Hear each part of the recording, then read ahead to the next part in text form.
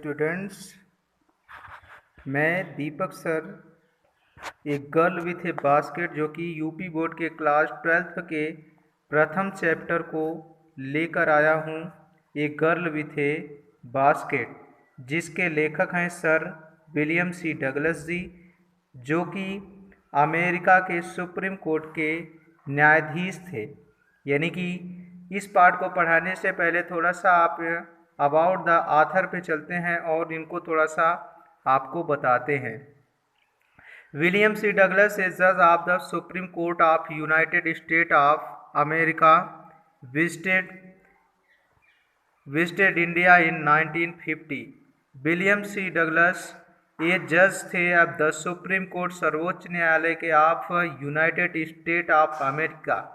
यानी कि जो विलियम सी डगलस जी थे वो अमेरिका के सर्वोच्च न्यायालय के न्यायाधीश थे, जिन्होंने विजिटेड मीन्स निरीक्षण करने के लिए इंडिया भारत में आए इन 1915, यानी 1950 में वह भारत भ्रमण करने के लिए आए। अर्थात इसके कहने का मतलब ये है कि जब भारत और पाकिस्तान का विभाजन हुआ उसी समय सर विलियम सी डगलस जी यहाँ नई दिल्ली से रानीखेत हिमालय तक टहलने के लिए या घूमने के लिए या भ्रमण करने के लिए आए। तो इस पाठ में इन्होंने क्या देखा, कैसे क्या क्या देखा, इन सभी चीज़ों का वर्णन किए हैं। तो हम समय ना ज़्यादा व्यर्थ करते हुए आपको सीधा टेस्ट पे ले चलते हैं। तो यहाँ से आप देख पा रहे होंगे, I had left New Delhi for the Himalayas. I माने मैं, हैड लेफ्ट माने छोड़ा, जैसे ही न्यू दिल्ली नई दिल्ली से, फॉर द हिमालय यानी मैं नई दिल्ली को छोड़कर हिमालय की तरफ चल दिया, या मैं नई दिल्ली से हिमालय की तरफ चल रहा था या चला जा रहा था। I was going as far as Bareilly by train. मैं नई दिल्ली से बरेली तक ट्रेन से जाने वाला था। एंड देन और तब बाई कार टू रानीखेत, उसके बाद मैं बाई कार द्वारा रानीखेत गया। An old British army hill station, जो पुराना ब्रिटिश अंग्रेजों का आर्मी हिल स्टेशन था, यानी कि सेनाओं का पहाड़ी स्टेशन था, जिसका लोकेट्स था लगभग 6000 फुट ऊंचाई पर था, जिसके अपोजिट यानी कि उल्टे 120 मील स्ट्रेच ऑफ स्नो कैपेड हिमालय की 120 मील स्नो कैपेड माने ढका हुआ बर्फ से हिमालय दिख रहा था, यानी उसके opposite. The train was slow, train बड़ी धीरे धीरे जा रही थी, ट्रेन बहुत धीरे धीरे जा रही थी। एंड इट स्टॉपेड, प्रत्येक स्टॉपेड पर रुकती हुई जा रही थी। At all the way station, यानी रास्ते में जितने भी स्टेशन पड़ते थे, ऑल द हमारे सभी रास्ते में पड़ने वाले स्टेशन वो रुकती थी। एट एवरी स्टॉप, प्रत्येक स्टॉप पर रुकती थी। आई स्वेंग ओपन द डोर, यानी लेखक घूमने के लिए आया ही था, तो कहा कि आई स्वेंग ओपन द डोर, मैंने दरवाजा खोला। Of my compartment, compartment means होता है ट्रेन का डिब्बा, मैंने अपने ट्रेन के डिब्बे का कंपार्टमेंट का दरवाजा खोला। एंड और वॉल्केड द प्लेटफॉर्म, और प्लेटफॉर्म पर, वॉल्केड माने टहलने लगा प्लेटफॉर्म पर। तो लेखक ने देखा क्या कि the platform were packed with people, Sikh, Muslim, Hindus, soldiers, merchants, priest, porters, beggars, hawkers. ध्यान देंगे कि वह स्टेशन, द प्लेटफॉर्म माने प्लेटफॉर्म, वेयर पैक्ड माने भरा हुआ था, विथ माने साथ, पीपुल माने लोगों, यानी कि वह स्टेशन या जहाँ पर वो प्लेटफॉर्म पर उतरा वह प्लेटफॉर्म लोगों से भरा हुआ था, जिसमें सिख थे, मुस्लिम थे, हिंदू थे, सोल्डर्स सिपाही थे, मर्चेंट्स व्यापारी थे, प्रेस्ट पुजारी थे, पोर्टर्स कवि थे, बेगर्स भिखारी थे, और हॉकर फेरी वाले थे। यानी कि इन प्रकार के लोग उस स्टेशनों पर घूम रहे थे।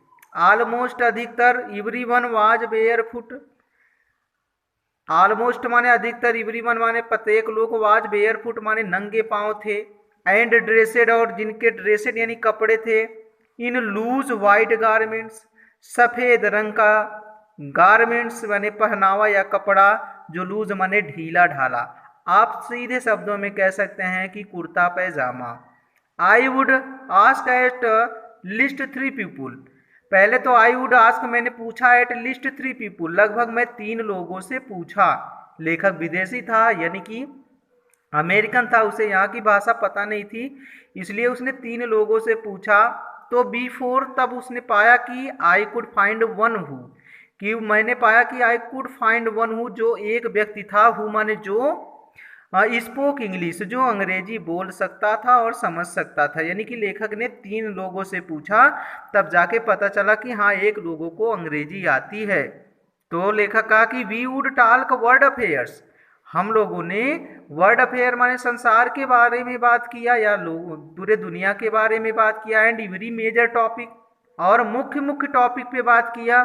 The news of the day produced, जो उस दिन का न्यूज प्रोड्यूस्ड माने छपा हुआ था या निकला हुआ था, उसके बारे में बात किया। इन दिस वे, और रास्ते में, I was trying to get a feel of the pulse of nation, checking opinion against official attitude and reports, कि लेखक इन्हीं के बातचीत करने के भरोसे पर ही, इन दिस वे, इस रास्ते में कोशिश कर रहा था, यानी कि कोशिश कर रहा था टू गेट ए फील माने महसूस करना, of the pulse of the nation, राष्ट्र की नब्ज को टटोल रहा था। यानी कि वह इंडिया के लोगों से बात करके उनके अंदर की भावनाओं को टटोल रहा था। Against official attitude and reports, एक रिपोर्टर के समान वह भारत के अंदर, यानी कि लोगों के अंदर भारत के प्रति कैसा प्रेम है, उस चीज को वह निखारने के लिए उनकी नब्ज को टटोल रहा था। आगे बातचीत का सिलसिला चलता ही रहा। आगे देखेंगे, the route lay through the one of the richest of India's agriculture areas, the route, यह रास्ता, ले थ्रो माने ले जा रहा था, थ्रो माने होकर, वन ऑफ द रिचेस्ट माने बहुत बड़े, ऑफ इंडियाज माने भारत के, एग्रीकल्चर एरियाज माने कृषि प्रधान क्षेत्रों से। अर्थात अब जो रास्ता था, यानी लेखक जो रास्ते में बातचीत ट्रेन में करता जा रहा था, तो अब रास्ता जो था वो होकर जा रहा था एक रिचेस्ट माने बहुत बड़े, इंडियाज एग्रीकल्चर एरिया, भारत के कृषि प्रधान क्षेत्रों से होकर अब ट्रेन गुजर रही थी। This was the plain of the upper Ganga river, उसने देखा कि वहां पर वाज माने थी ये plain of the upper Ganga, एक गंगा जो समतल गंगा का पानी, या गंगा माँ, या गंगा रिवर नदी थी, गंगा नदी थी। 1000 फीट एबव सी लेवल पर ट्रॉपिकल, लगभग समुद्र से 1000 फीट ऊपर थी।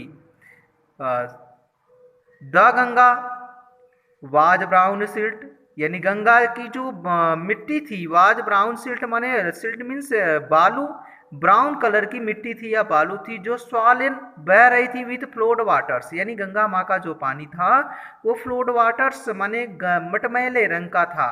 इट ओवरफ्लो, जब गंगा माँ का ओवरफ्लो हो जाती है, गंगा माँ जब भर जाती हैं या ज़्यादा जब पानी हो जाता है, तो इंड्यूटिंग 1000 ऑफ एकरेस, तो लगभग थाउजेंड्स माने हजारों, एकरेस ऑफ राइस माने धानों का सींचना या चावल को सींचना, यानी कि जब पानी ज़्यादा हो जाता है तो उसी पानी से अगल बगल की खेती होती है या अगल बगल के धान सींचे जाते हैं। टू द नॉर्थ वेस्ट जंगल, जो कि नॉर्थ में, उत्तर के दिशा में, वेयर जंगल ग्रेट, वेयर माने थे जंगल ग्रेट,